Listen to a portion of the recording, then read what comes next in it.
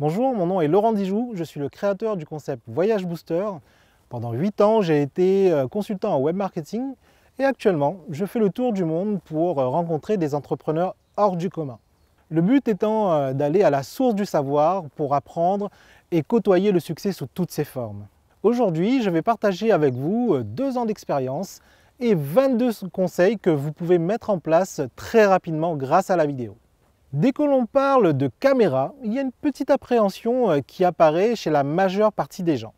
Cela a été également mon cas au départ, mais à force de pratique, cela a changé. En fait, j'avais un message à faire passer et la vidéo était le meilleur moyen d'y parvenir. C'est pour cela que je me suis accroché et à force d'entraînement, maintenant je suis plus à l'aise face à la caméra. Surtout maintenant, j'ai la possibilité de diffuser mon message de manière très impactante, ce qui est une des très grandes forces de la vidéo. Entrons maintenant dans le vif du sujet avec les meilleures pratiques à avoir face à la caméra. Avant même d'être face à la caméra, décontractez-vous au maximum, respirez profondément, transformez votre stress en énergie positive. Personne ne va vous manger, vous n'allez pas mourir non plus. Même si vous êtes timide, forcez-vous un petit peu et vous verrez qu'au fur et à mesure, cela deviendra naturel et vous deviendrez à l'aise rapidement. Ensuite, souriez, soyez accueillant. Rappelez-vous, vous êtes là pour faire passer votre message. Et comme dans toute communication, vous devez savoir être agréable et plaisant. Pour cela, une seule solution, soyez souriant. Et cela avant même d'être face à la caméra. Ensuite, continuez à sourire pendant toute la prise. Donc le premier conseil, soyez souriant, enthousiaste et parlez avec conviction. Tout comme pour le sourire, la respiration est importante. Donc en point numéro 2, pensez à bien respirer et à bien vous oxygéner. Donc pas la peine de courir dans tous les sens, prenez des respirations profondes, parlez lentement, et contentez-vous de diffuser votre message. Donc ayez bien à l'esprit ce que vous avez à dire et ensuite tout se passera naturellement. En troisième point, soyez de préférence debout.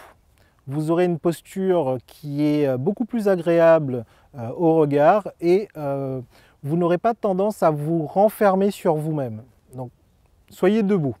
En point numéro 4, n'oubliez pas de faire des pauses. Vous pouvez aussi ralentir le débit de temps en temps pour accentuer les points forts. En point numéro 5, c'est quasiment un des plus importants. Vous devez être authentique, soyez vous-même, soyez sincère.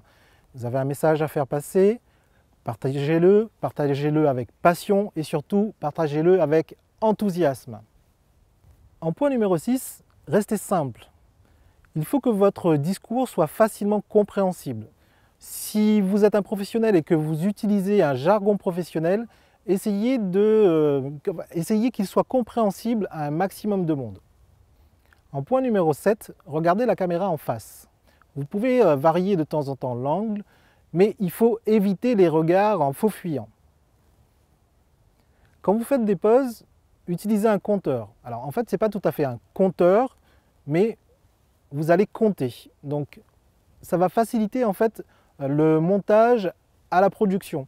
Donc quand vous faites des pauses, vous pouvez par exemple dire 1, 2, 3 et vous reprenez votre discours.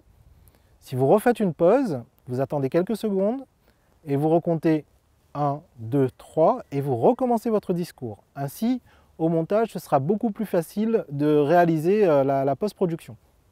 En point numéro 9, avant de passer devant la caméra, n'oubliez pas d'organiser votre contenu. Vous pouvez associer une idée à des chiffres, à des statistiques, à des exemples et des résultats. Ainsi, votre message sera beaucoup plus fort, beaucoup plus percutant et les gens pourront se faire facilement une idée du discours que vous tenez. En point numéro 10, utilisez la zone d'autorité. Alors ce qu'on entend par la zone d'autorité, c'est que vous devez placer vos mains au-dessus de votre ceinture. Et ensuite, vous devez ne pas trop bouger pour ne pas distraire l'attention des personnes qui vous regardent. Maintenant, vous pouvez ponctuer votre discours de certains gestes, mais ne faites pas des gestes dans tous les sens pour perdre votre spectateur. Ensuite, au montage, le fait d'avoir les mains qui sont juste au-dessus de la ceinture vous donne un point de repère, un point d'origine, et ce sera beaucoup plus facile à monter la vidéo si vous avez à refaire la prise. Toujours au niveau de l'autorité, mais dans un tout autre registre, le fait de passer devant la caméra va développer votre expertise, du moins va la prouver. Vous aurez un contact direct avec votre audience et vous pourrez faire passer votre message beaucoup plus facilement. Vous serez beaucoup plus crédible que quelqu'un qui n'aurait que des écrits. Nous avons vu 11 points sur lesquels vous devez porter attention face à la caméra. Maintenant, voyons ce qu'il est bon d'éviter face à la caméra. Commençons par les fautes de goût vestimentaires. Vous devez être en osmose avec votre audience. Donc si vous êtes face à un public, on va dire, de cadre supérieur, il est de bon goût de porter la veste, voire même la cravate. Donc il faut que vous puissiez vous adapter à votre audience. Donc si vous êtes un clown et que vous êtes magicien, donc à ce moment-là, vous pouvez vous permettre certaines exubérances. Mais en général, il est toujours de bon ton de garder une certaine neutralité. Alors, à propos de neutralité, je vous déconseille quand même de mettre du blanc parce que ça ne ressort pas très bien face à la caméra. Ensuite, les visages brillants dus à la transpiration, c'est un désastre quand vous êtes face à la caméra. Vous avez des reflets qui ne sont pas très incitatif, on va dire. Donc les personnes qui vous regardent sentent que vous êtes stressé, que en fait cela peut vous porter préjudice. Donc le conseil que je peux vous donner si vous transpirez quand même, ça arrive à tout le monde, c'est de mettre du blush mat en poudre. Donc on trouve ça dans les magasins de maquillage, donc n'ayez pas peur de pousser la porte et d'aller demander du blush mat en poudre pour pouvoir tourner des vidéos qui sont quand même beaucoup plus sympas et vous aurez le visage qui sera moins brillant. Un des points très importants quand on tourne des vidéos ou quand on est face caméra, c'est le manque de lumière. Vous devez vraiment faire très attention à être bien illuminé pour que votre visage soit visible et qu'il fasse, on va dire, transparaître vos bons points. Vous pouvez avoir un excellent message. Si la lumière n'est pas bonne, votre message peut être dilué. Tout comme le point précédent, une mauvaise qualité sonore va nuire à la qualité de votre message. Sachez que le son est quasiment aussi important que l'image. Alors, en discutant avec un ingénieur son, il me disait que 50% du son, 50% du message provenait du son. Donc, vous voyez, la vidéo n'est pas tout. Vous devez aussi avoir un son qui soit correct, voire même impeccable pour que les personnes vous écoutent jusqu'à la fin.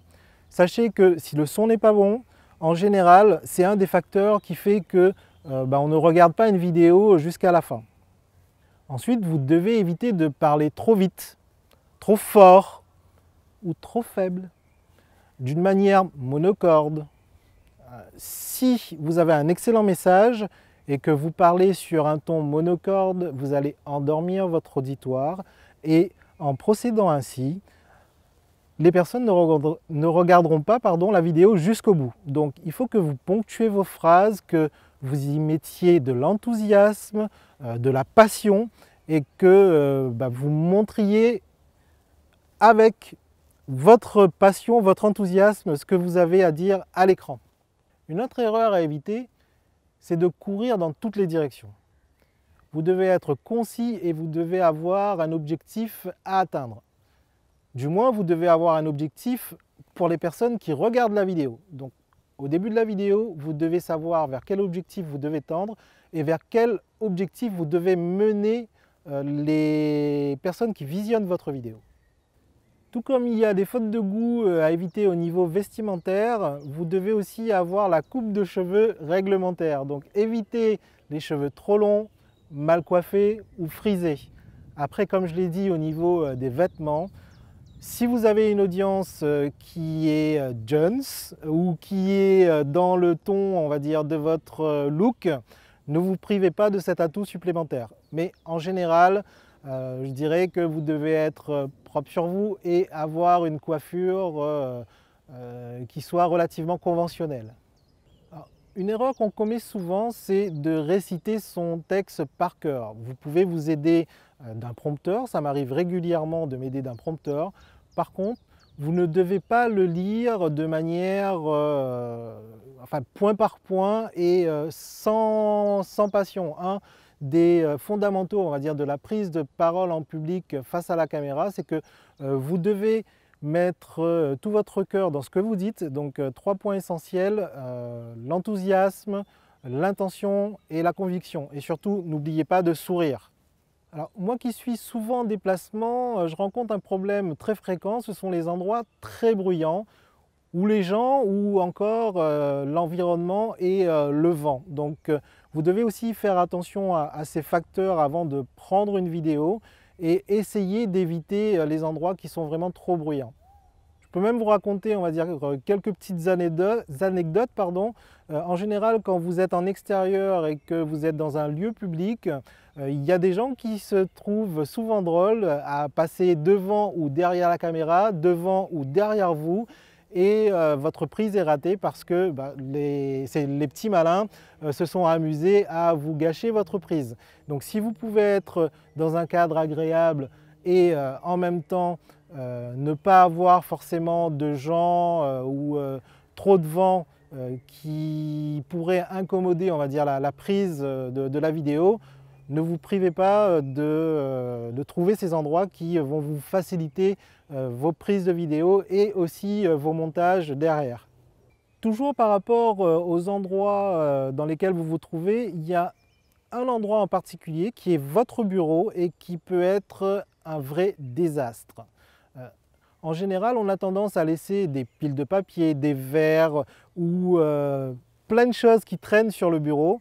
Et sachez que si vous tournez une vidéo et que vous êtes assis à votre bureau et que votre bureau est en désordre, tout ce qui peut distraire votre audience, les personnes qui regardent votre vidéo, vont les distraire. Donc s'il y a un verre sur la table, ils vont regarder le verre. S'il y a du papier qui est en désordre, ils vont regarder le papier. Et votre message sera dilué, même s'il est de bonne qualité. Donc pensez bien à ranger votre bureau avant de réaliser une vidéo. Quelques derniers conseils pour terminer. N'oubliez pas de répéter votre discours, cela vous évitera de lire intégralement votre message si vous utilisez un prompteur par exemple. Et le plus important, c'est vraiment de passer à l'action, d'agir. Ce qui pourrait vous bloquer, c'est le stress que vous allez rencontrer face à la caméra. Et vous voyez que même si j'ai quelques petites hésitations, je n'hésite pas à passer face à la caméra parce que j'ai un message à faire passer. Donc ce qui est le plus important, c'est que vous diffusiez votre message, que vous fassiez passer votre bonne parole et que vous agissiez maintenant. Pour terminer, je tiens à vous remercier de votre attention et j'espère que vous avez apprécié tous ces conseils. Maintenant, ce que je vais vous demander de faire, c'est si vous avez des points de blocage, si vous n'êtes pas forcément à l'aise face à la caméra et que les 22 conseils que je viens de vous donner ne vous aident pas suffisamment à passer le cap, je vous invite à me laisser un commentaire et me dire exactement quel est le point de blocage que vous avez et je me ferai un plaisir de répondre à vos questions. C'était Laurent Dijoux, à très bientôt et excellente journée à vous.